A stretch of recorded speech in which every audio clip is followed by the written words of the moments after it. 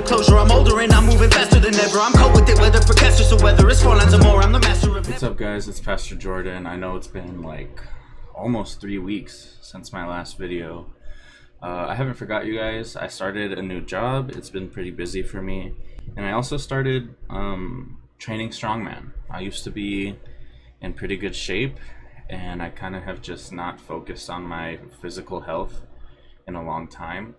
And it's left me, feeling kind of depressed, feeling bad about myself. So I've kind of made it a priority that I'm going to work on my physical health and my physical drive. I have a desire to compete and to grow stronger. And so I'm training strongman. Hopefully I'll get to compete maybe in the next year or so. But usually after I finish work, I go straight to the gym and I train. So, it's had me a little bit busy. I haven't forgot you guys. I think I've entered a new chapter in my life. And I'm still going to do reactions. I'm still going to hang out with you guys. But I feel like there needs to be more. This is such a small part of my life. If you guys want to see some of that stuff or you're interested, let me know. But other than that, we're just going to hop into some Juice WRLD. Somebody asked for this and they said please, I think. So that's why I'm going to do it. But they wanted me to react to Juice WRLD To The Grave. It's not out yet, but it's here. We're going to listen to it. We're going to talk about it. So other than that, let's just hop into it. I am now lighting a cigarette off of purpose.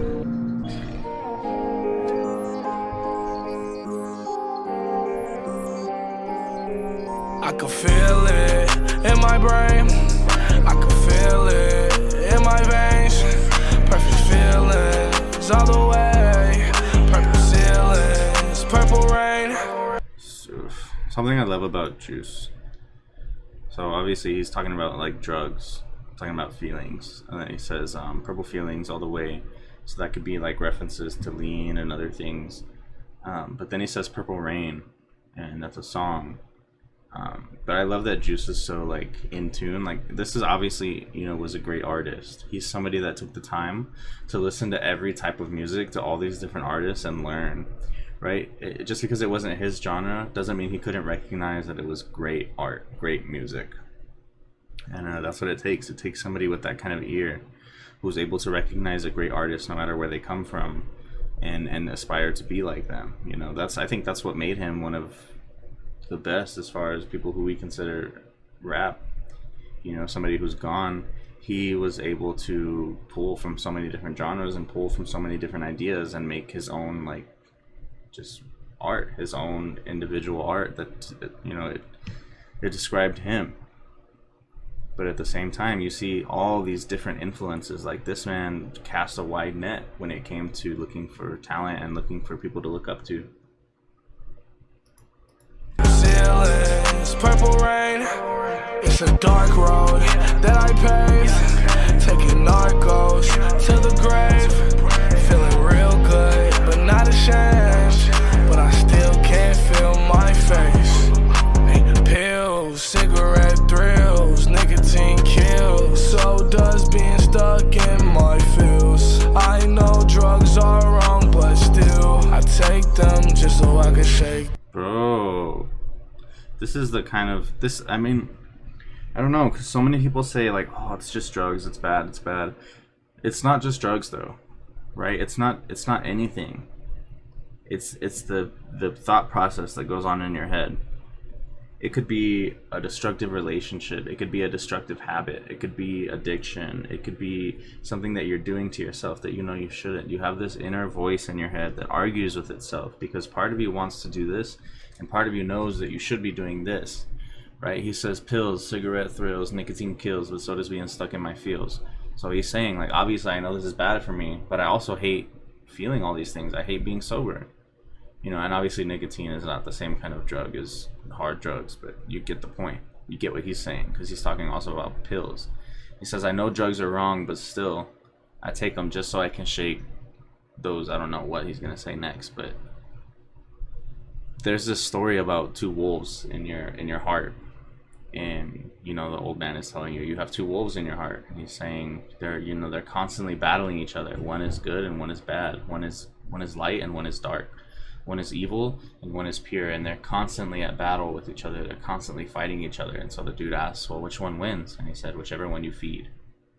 Right? When you're at a point where you feel like you're being ripped in two by this inner war inside of you, maybe it's with depression, or maybe it's with anxiety, or maybe it's with, you know, addiction.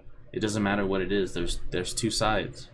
The one that you give into is the one that's going to win, right? You are the deciding factor.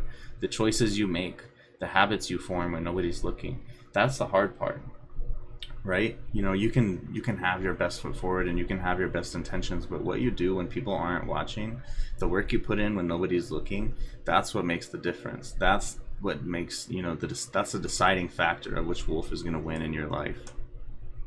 Take those demons off me as I lay in the coffin. If I don't pop these, then I won't be talking. The elephant in the room every time that I walk in. It gets annoying. Without drugs, I can't breathe. So he's saying, get these demons off me. Basically saying, like, I can't function. You know, I can't function without getting high, because all these demons just kind of, like, all these thoughts, all these bad things kind of attack me. As I lay in a coffin, he understands that he's going to die. He understands that it's killing him. He understands that either way he's dead, right? If he's getting high, it's gonna kill him. But if he's not getting high, he's dead inside, and he's already dying, basically. So if I don't pop these, I won't be talking. The elephant in the room every time I walk in.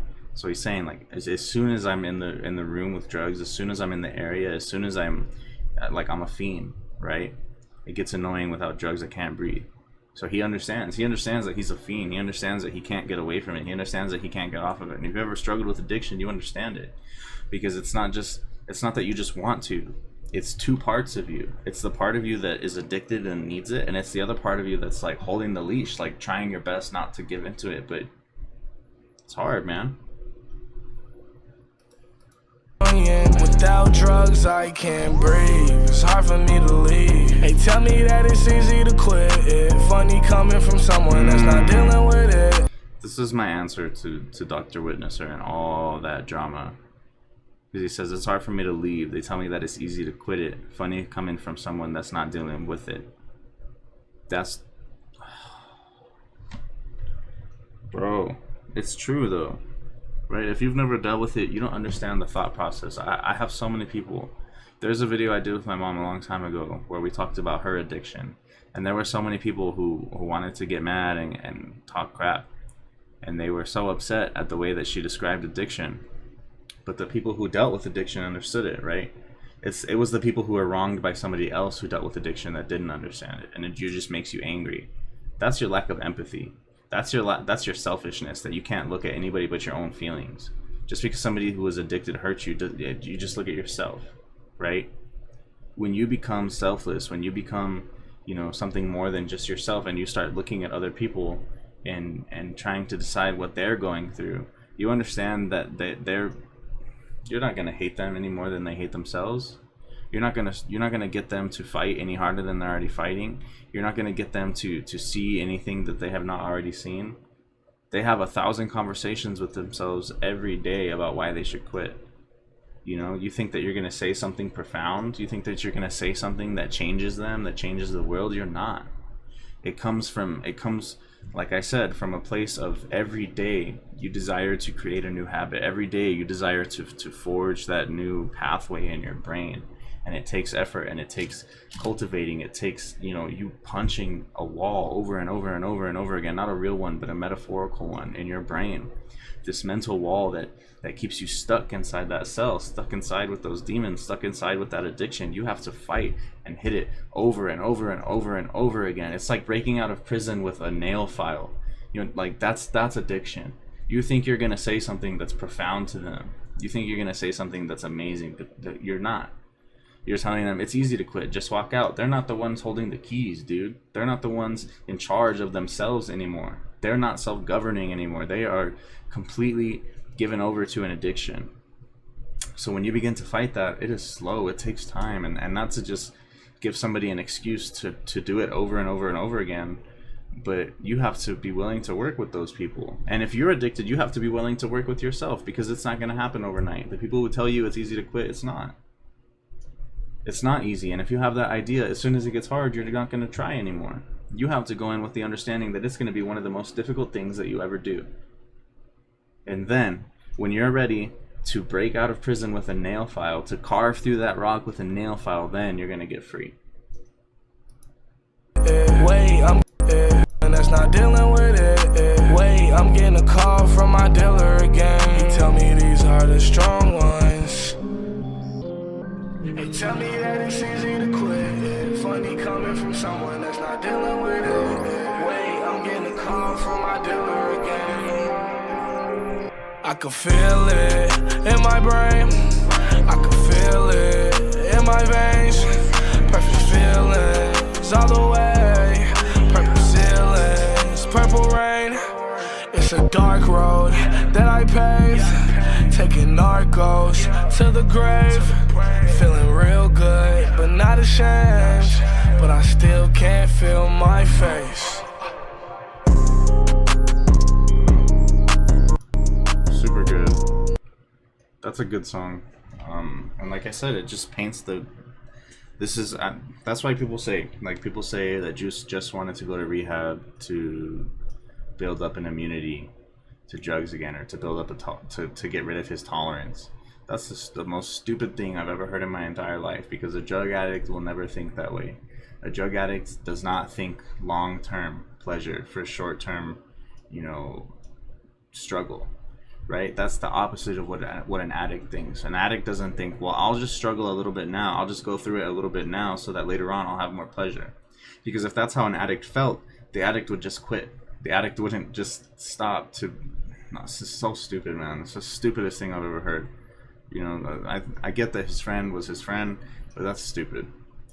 But what I can say is that the way that Juice WRLD was and the music that he wrote painted the picture of somebody who was truly battling drug addiction. Not somebody who was just addicted, not somebody who just loved drugs, but somebody who was literally needing help, somebody who was doing their best, fighting hard every day. When nobody was looking, he was hating himself and hating drugs, and that's how it works. So if that's you, don't give up. If that's you, send me a message. If that's you, let's talk, because that's why I started this channel, and that's what we're still about, When I was blowing up and my channel was a lot bigger, I didn't have as much time to answer people.